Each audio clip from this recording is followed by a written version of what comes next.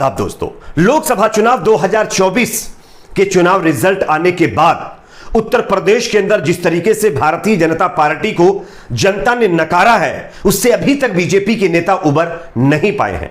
लेकिन दोस्तों, इसी बीच उत्तर प्रदेश की जो 80 लोकसभा सीटें हैं, यहां पर बैलेट पेपर के वोटों को लेकर के एक नया आंकड़ा सामने आया है, जिसमें कुछ चौंकाने वाली चीजें सामने निकल कर आई हैं और वो हम आपके सामने रखने वाले हैं, आपको बताने वाले हैं किस तरीके से बैलेट पेपर के अंदर जो काउंटिंग हुई है उसमें भारतीय जनता पार्टी पिछड़ गई थी। इसका एक नया आंकड़ा जारी किया गया है।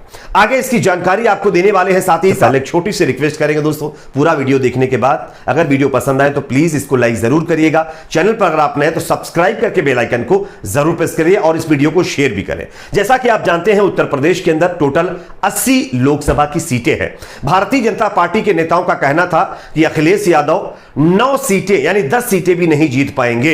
एक नेता ने तो यहां तक कह दिया कि अगर अखिलेश यादव 10 सीटें जीत जाते हैं तो वो जहां थूकेंगे हम उनका थूक चाट लेंगे। खैर, अब बीजेपी के नेता थूक चाटे या ना चाटे वो तो वही जाने, लेकिन 80 सीटों में से जिस तरीके से 43 सीटें इंडिया अलायंस के गठबंधन ने जीती हैं, वो दर्शाता है किस तरीके से बीजेपी को जनता ने नकार दिया है, बीजेपी नेताओं का घमंड तोड़ दिया है। खैर, इसी बीच अब उत्तर प्रदेश की 80 की 80 सीटों के अंदर पोस्टल बैलेट से की गई काउंटिंग का एक नया डेटा सामने आया है और इस डेटा के अंदर जो चीजें सामने निकल कर आई वो चौंकाने वाली है। आप इस खबर को देख सकते हैं। लोकसभा चुनाव में पोस्टल बैलेट से डाले गए वोटों में भाजपा गठबंधन यानी एनडीए 47 सीटों पर पिछड़ गया था। यहां विपक्षी गठबंधन यानी इंडिया अलायंस आगे रहा।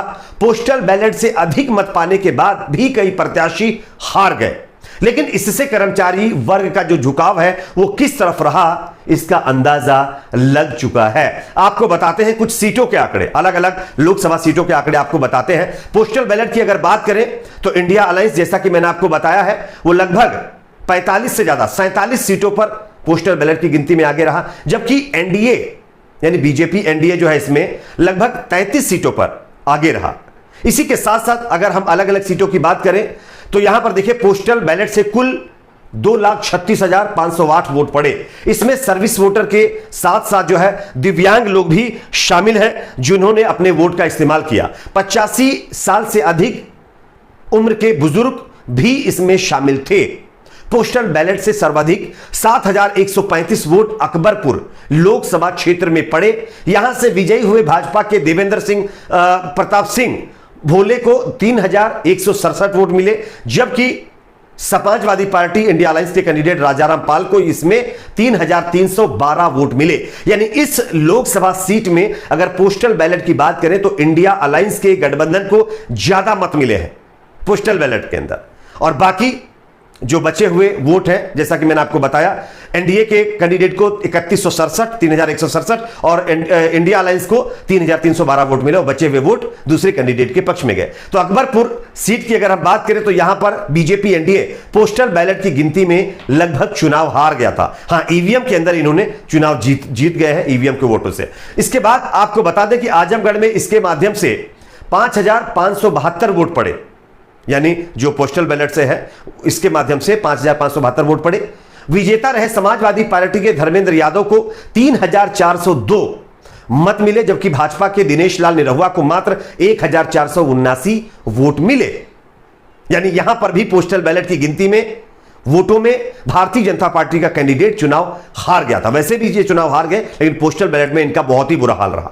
इसके साथ ही साथ बहराइच में अगर बात करें तो सबसे कम वोट पड़े, 387 वोट पोस्टल बैलेट से पड़े। यहां विजेता भाजपा के आनंद कुमार को 227 व समाजवादी पार्टी के रमेश चंद्र को 121 वोट मिले। यानी कि बहराइच के अंदर जो भाजपा के उम्मीदवार थे उनको पोस्टल बैलेट से ज्यादा वोट मिले, यानी उतने ज्यादा नहीं जितने दूसरी लोकसभा में समाजवादी पार्टी इंडिया अलायंस के कैंडिडेट को मिले।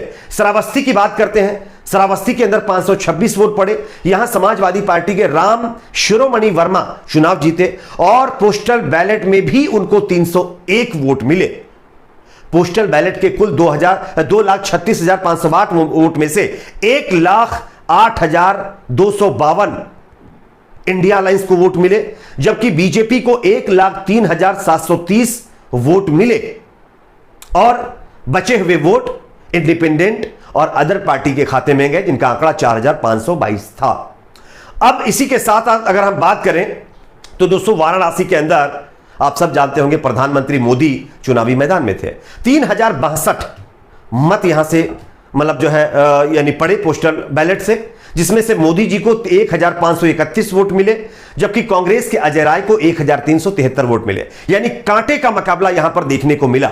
मोदी जी मात्र 200 के करीब करीब पोस्टल वोटों से आगे रहे। यह दर्शाता है किस तरीके से पोस्टल बैलेट में इंडिया अलायंस ने जबरदस्त बढ़त बनाई हुई थी। रायबरेली की बात करते हैं तो रायबरेली में पोस्टल बैलेट के माध्यम से 2575 वोट पड़े। कांग्रेस कैंडिडेट राहुल गांधी को 1605 वोट मिले, जबकि भाजपा के दिनेश प्रताप सिंह को 916 वोट मिले। यानी इस सीट पर भी जबरदस्त तरीके से ईवीएम हो चाहे बैलेट पेपर हो, तमाम माध्यम से जो वोट पड़े उसमें इंडिया अलायंस के कैंडिडेट और राहुल गांधी को ज्यादा से ज्यादा वोट मिले। उसके बाद कन्नौज की बात करते हैं दोस्तों। कन्नौज के अंदर कुल 3548 वोट पड़े। इसमें से समाजवादी पार्टी के राष्ट्रीय अध्यक्ष अखिलेश यादव को 2085 और भाजपा के उम्मीदवार को 1239 पोस्टल बैलेट के वोट मिले। यानी यहां पर भी पलड़ा इंडिया अलायंस का बढ़ा रहा और बचे हुए वोट दूसरे कैंडिडेट के खाते में गए हैं। इससे साफ तौर पर पता चलता है कि इंडिया अलायंस को किस तरीके से तमाम सीटों पर जो पोस्टल बैलेट की गिनती थी, जो वोट थे, उसमें बढ़त मिली। इसी के साथ साथ अगर हम बात करें दोस्तों यहां पर बुलंदशहर की, तो यहां पर सबसे ज्यादा वोट डाले गए 5074।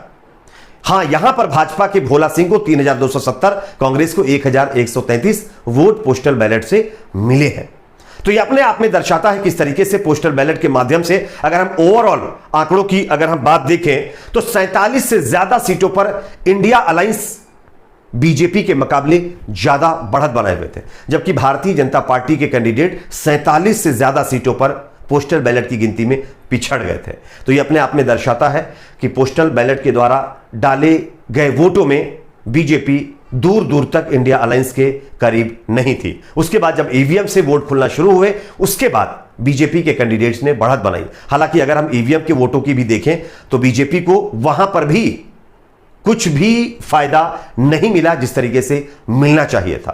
खैर, इस पर आप लोगों की क्या राय है कमेंट सेक्शन में बताइए। ये एक आंकड़ा सामने आया था जो मैंने आपको बता दिया है। इस पर आपकी क्या राय है कमेंट सेक्शन में बताइए। वीडियो को लाइक शेयर, चैनल सब्सक्राइब जरूर करें।